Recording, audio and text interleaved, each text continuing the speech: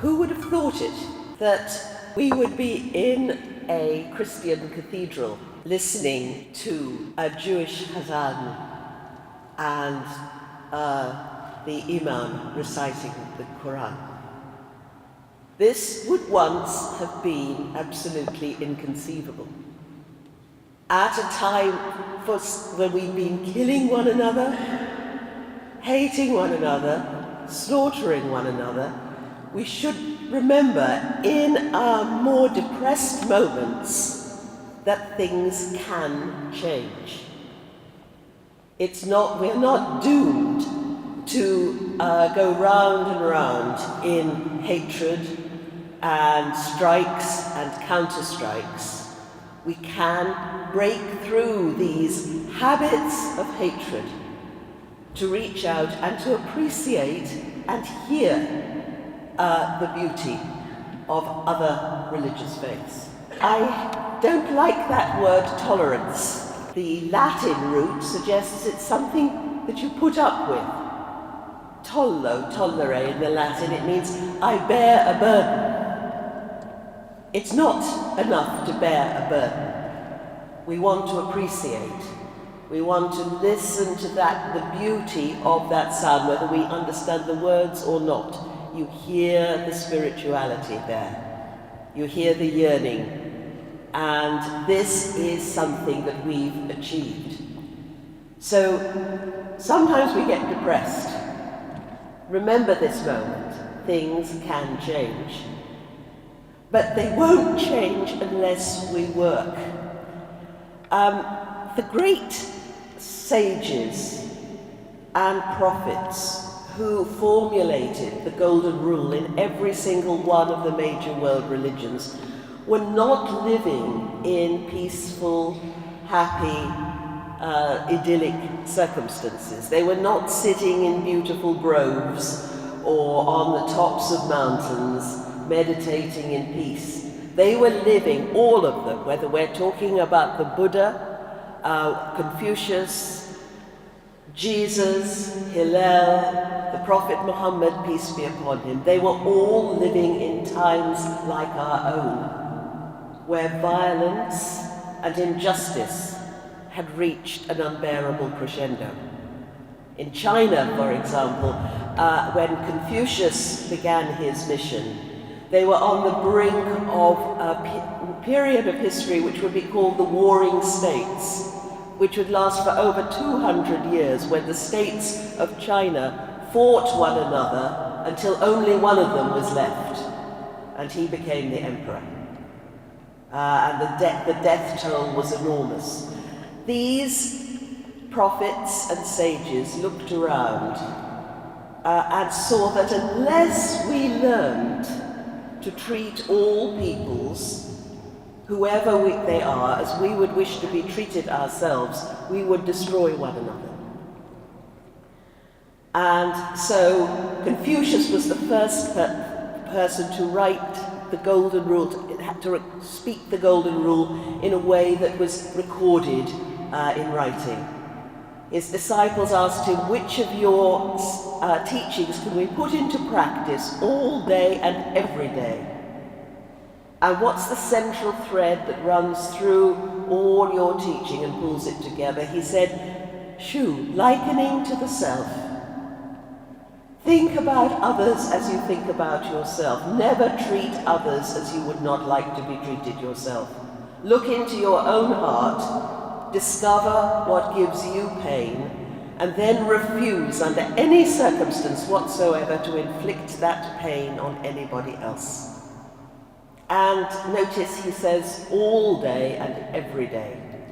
In England we have a habit when we've done something nice for someone of saying, well, that's my good deed for the day, as though we could then return to the next 23 hours to our usual greed and selfishness, unkindness and bitterness. No, all day and every day. And if you do that, Confucius said, you achieve what he called Ren. And he refused to translate that. He said, but it was a transcendent state because it demands you constantly to put yourself to one side. to dethrone yourself from the center of your world and look at the world from the point of view of somebody else.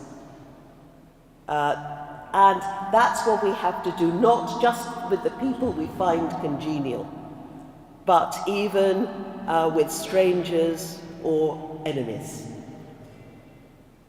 Abraham, in his tent at Mamre near Hebron, saw 3 strangers on the horizon. Strangers are frightening people. Very few of us would take 3 strangers off the streets and bring them into our own home. But that's what Abraham did. He rushed out, bowed before them, and brought them back into his encampment and gave them a splendid meal.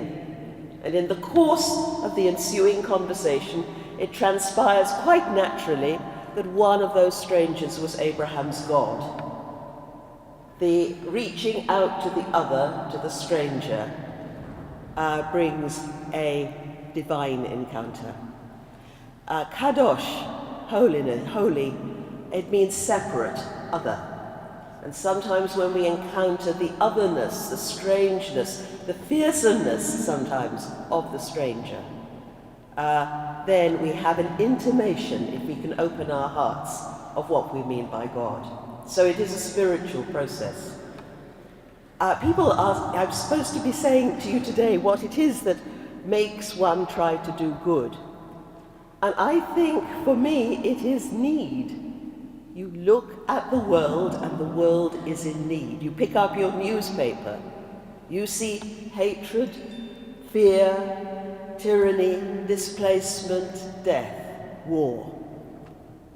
And you see that despite the wonderful buildings we've created and the cultures we've created, we are still driven by fear and by ego.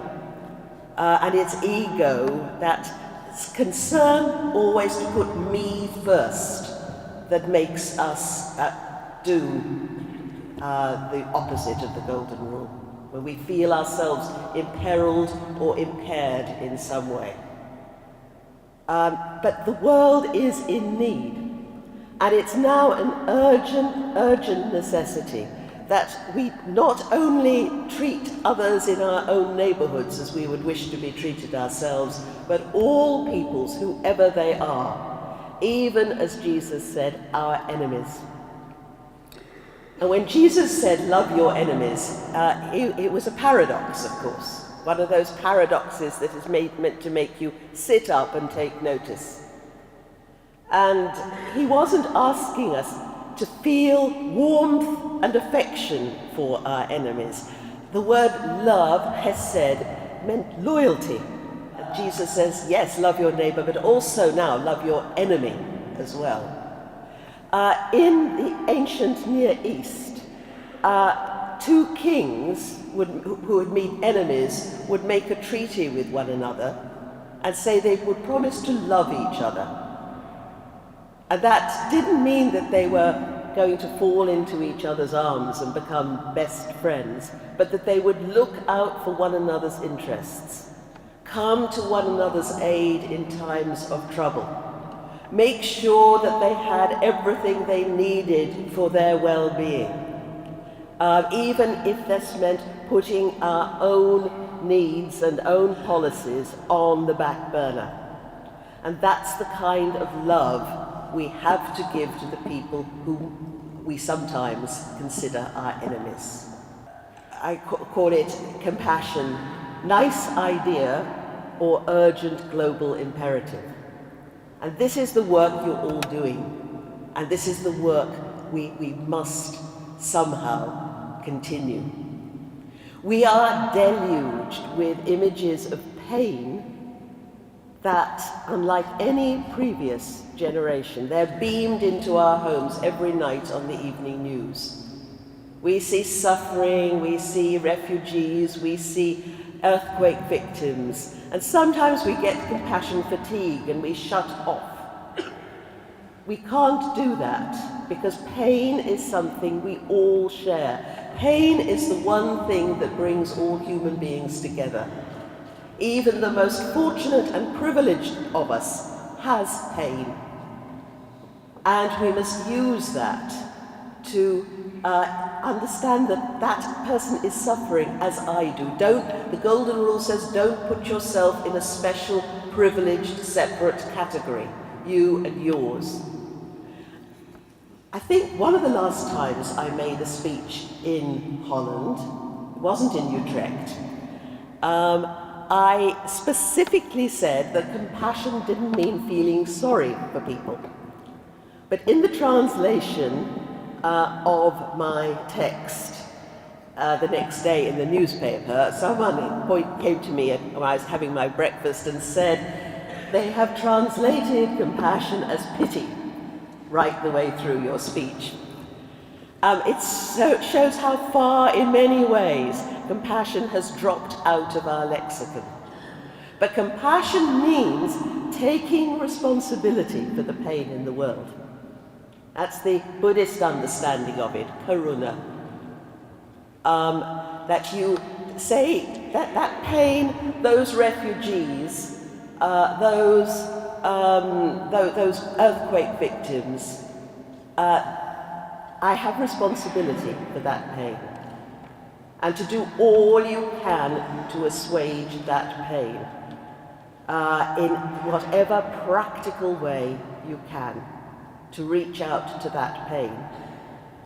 I was going to have come to you from Jordan, but we've put this visit off until the autumn because there's still preparations to be done with the team working for the charter there. And one of the places we're going to is the Syrian refugee camp in Jordan. And Jordan is inundated with refugees from Palestine, from Iraq, and now from Syria. And all winter, these Syrians have been living in tents, in the cold. Now finally they have some huts. But this is our responsibility.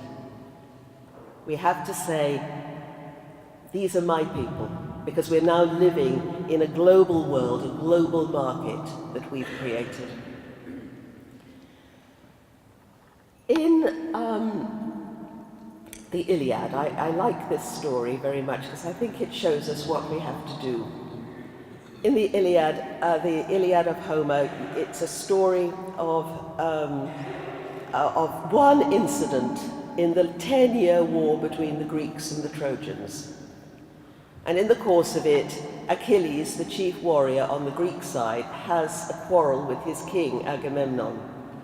And in a fit of egotistic pique, he goes off and sulks in his tent. And he refuses to fight. He takes all his men out of the war. And this is catastrophic for the Greek side. And in the ensuing confusion, Achilles' beloved friend Patroclus is killed by Hector, one of the Trojan princes. And Achilles goes mad with grief and rage and guilt.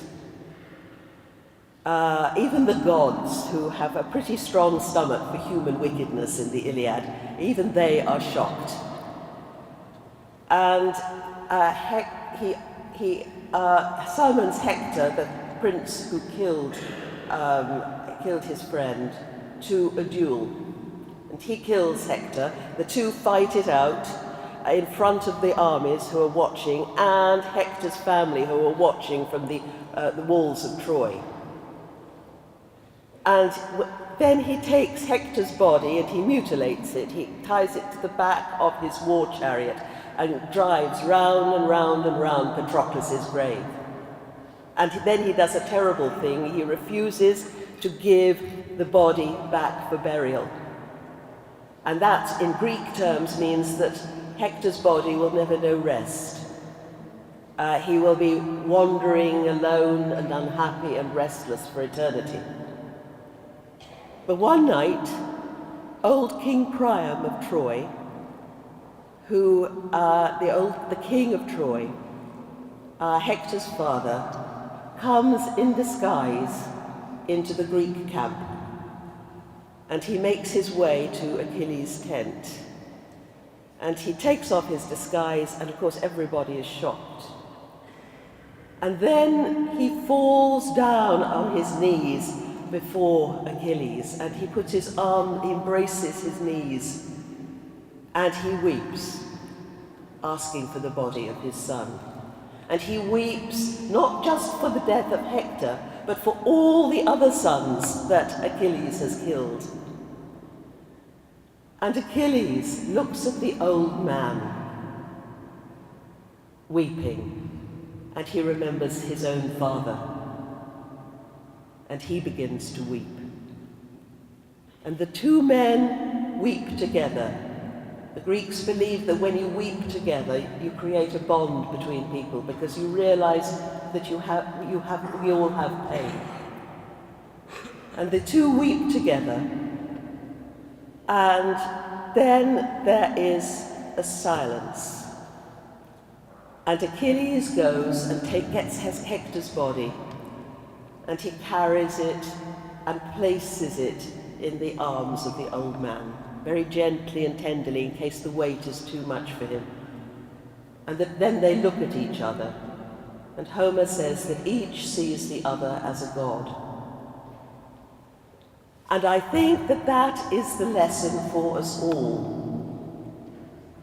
We are most godlike when we realize that our enemies also have pain and act upon that insight. So thank you for all the work you're doing to make the world a better place. Remember this event with the listening to the beauty of those chants and recognizing the spirituality of people we have called enemies in the past and may do so in the present. And do the best we can to heal our broken but yet hopeful world. Thank you.